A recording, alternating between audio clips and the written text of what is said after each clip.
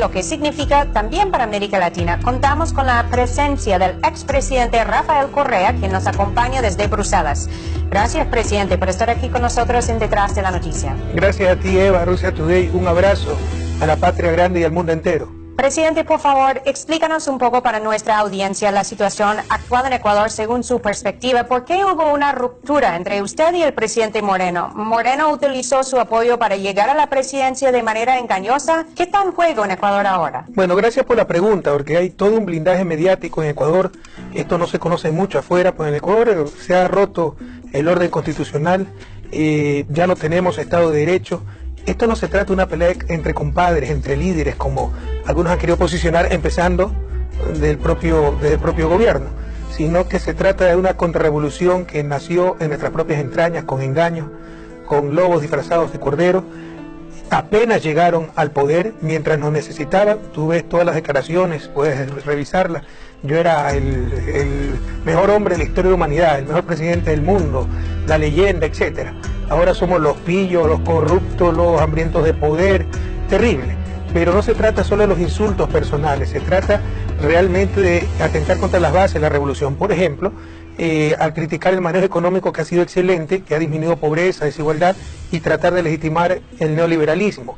Por ejemplo, al utilizar casos de corrupción que ocurrieron en muchos países, que jamás hemos tolerado, pero para generalizarlos y hacernos quedar a todos como corruptos, que era el discurso de la oposición, al haber pactado con toda la oposición, desde la extrema derecha hasta la extrema izquierda, para aplicar no el programa que se ganó en la zona, sino el programa de la oposición. Precisamente esta consulta popular que se está discutiendo en Ecuador es el programa perdedor en las urnas. Entonces eso es lo más antidemocrático, porque quieren aniquilar la revolución ciudadana. Y por supuesto, para lograr esto, pues Lenín Moreno sin nuestro apoyo jamás hubiera llegado. Ganó gracias a los 10 años de Revolución Ciudadana. Presidente, hablamos más a fondo sobre esta consulta promovida por el presidente Moreno, la cual ustedes han denunciado como una alteración del orden constitucional en el país, algo muy grave. ¿Por qué crees que él insiste tanto en realizarla ahora? ¿Tiene miedo de la posibilidad de tu regreso al poder? ¿Cuáles son los intereses detrás de la agenda de Lenín Moreno?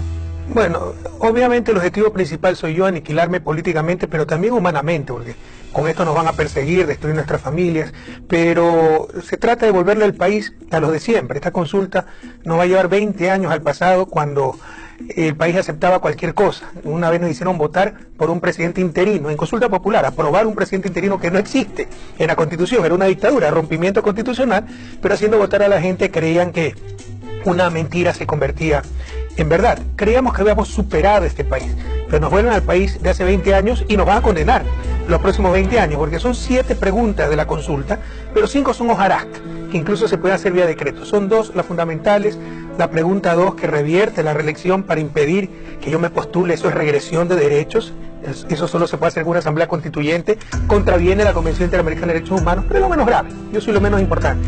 Es la pregunta 3, con la que captan el Consejo de Participación Ciudadana, que es el que nombra a todas las autoridades no electas democráticamente o por designación directa del presidente, básicamente las autoridades de control, que la van a reemplazar por delegados del Ejecutivo, y le van a dar competencias que no tiene la Constitución, y con eso vamos a tener un Consejo Supremo, como en las dictaduras, manejado exclusivamente por el presidente, que va a la vez a controlar todas las funciones del Estado. Eso es lo que no entiende el pueblo ecuatoriano, eso es lo que no entiende América Latina. Al apoderarse de ese Consejo, reemplazarlo por miembros del Ejecutivo, decirle que puede evaluar y destituir a las autoridades que ellos han seleccionado, lo cual es exclusivo de la Asamblea Nacional, están rompiendo la Constitución, la estructura del Estado. Es público y notorio que eso solo se puede hacer con Asamblea Constituyente. Al lograr eso, no podrán, se apoderarán de la función electoral, porque van a manejar el Consejo Nacional Electoral. Si no cumples lo que te digo, con mi Consejo de Participación te voto y te reemplazo. El Tribunal Contencioso Electoral, es decir, función electoral, pasa a mano del Ejecutivo. Función judicial, porque también podrán manejar el Consejo de Judicatura, que es seleccionado por este Consejo. Van a poder manejar al fiscal, que es mi juez natural. El fiscal me puede dictar orden de prisión y seguro va a poner un enemigo para evitar que yo regrese a mi patria, ¿no? Y maneja al defensor público.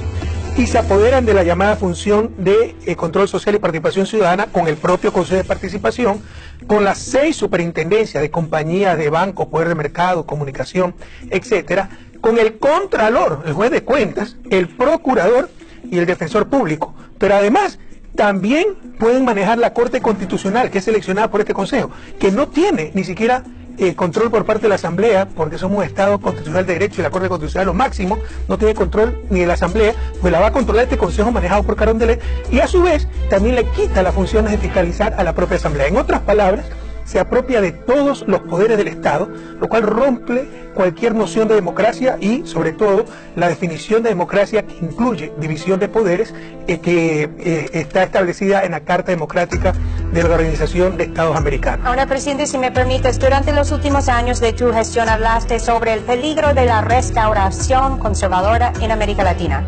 Ahora vemos el regreso de la derecha al poder en Brasil, Argentina, Perú, Chile. Bueno, y si miramos hacia el norte, aquí tenemos a Trump en Estados Unidos. ¿Crees que ahora con Lenín Moreno, Ecuador también está siguiendo ese camino? Y no era de esperarse que, habiendo sido un empresario antes de ser un político, él iba a favorecer una agenda más neoliberal. Lenín Moreno nunca ha sido de izquierda, no lo dijo. Y nosotros estamos de acuerdo en un cambio de estilo que administra el sistema, porque sí, con los cambios que hemos hecho, por esos cambios, por la tercera parte de esos cambios, en los 70 hubiéramos tenido guerra civil.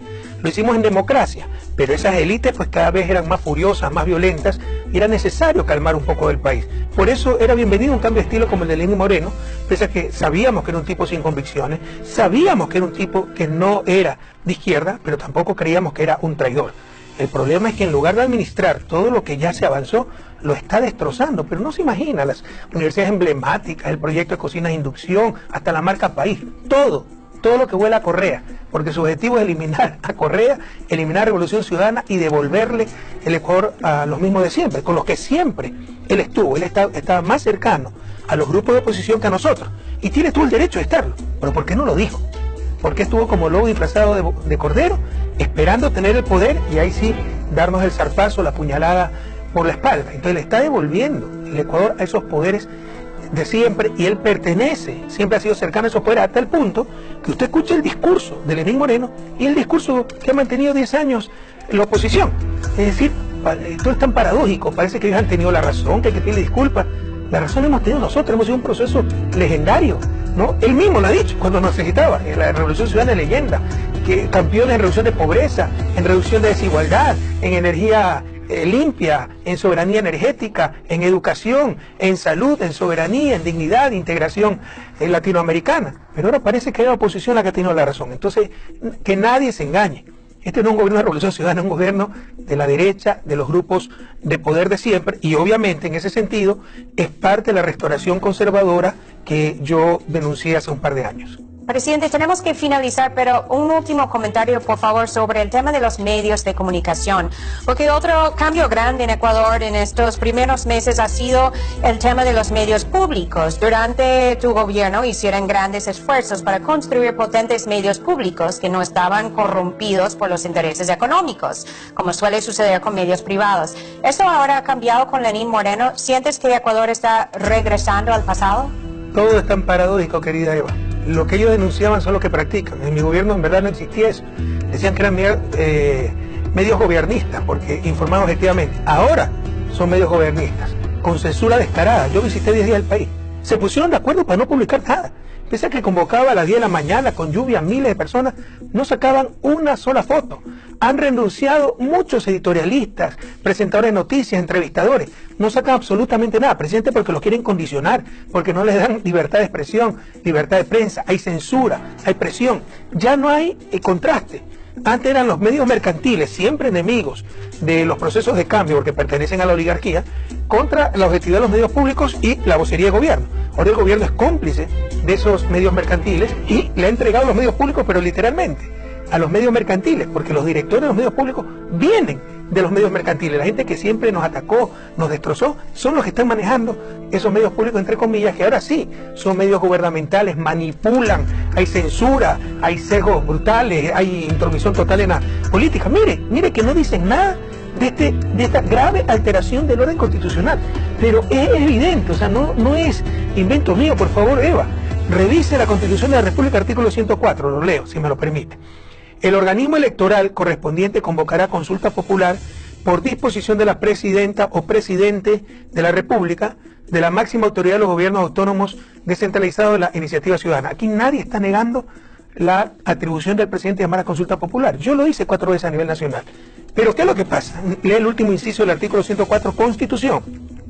En todos los casos, se requerirá dictamen previo de la Corte Constitucional sobre la constitucionalidad de la pregunta propuesta. Como sabían que el informe era negativo para la pregunta 2 o 3 porque se filtró ese informe presentado el 24 de noviembre, pese a que estaba convocada la sesión para el 5 de diciembre para tratar el informe de la jueza ponente y el 7 de diciembre finalizaba el plazo que tenía la Corte de acuerdo a las leyes, dicen el 29 de noviembre, no, ya se pasaron del plazo unilateralmente y ordenan directamente elecciones sin este dictamen constitucional. ¿Usted se imagina las reformas que están haciendo sin dictamen constitucional? Se acabó el Estado de Derecho. Presidente, tenemos que dejarlo hasta ahí, pero muchas gracias por acompañarnos hoy en Detrás de la Noticia en esta entrevista especial y exclusiva. La prensa internacional, autónoma, independiente, tiene que ayudarnos a romper ese cerco mediático. Hay un blindaje mediático total en Ecuador, hay censura, hay complicidad. Están todos unidos para destruir el Estado de Derecho con tal de destruir la correa de la Revolución Ciudadana. Y esto lo tiene que saber el propio Ecuador, que no tiene buena fuente de información, América Latina y el mundo entero. Confiamos en periodistas como usted, Eva, confiamos en Russia Today. Muchas gracias por esta entrevista. Estamos muy agradecidos por su presencia.